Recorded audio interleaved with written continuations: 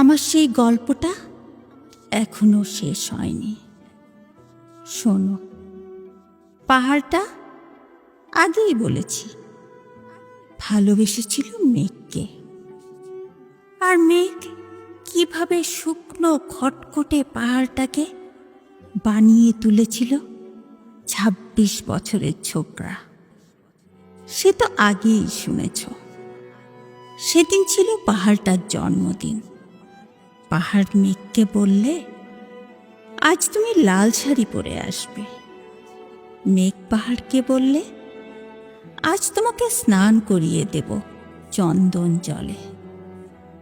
ভালোবাসলে নারীরা হয়ে যায় নরম নদী, পুরুষেরা জ্বলন্ত কাঠ।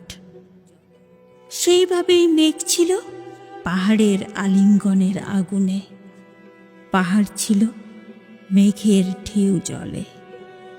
হঠাৎ আকাশ জুড়ে বেজে উঠল ঝড়ের জবসপদ।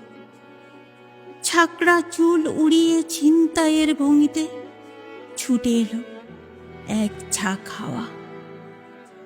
মেঘের আঁচলে টান মেরে বললে, ওর ছুরি তোর বিয়ে।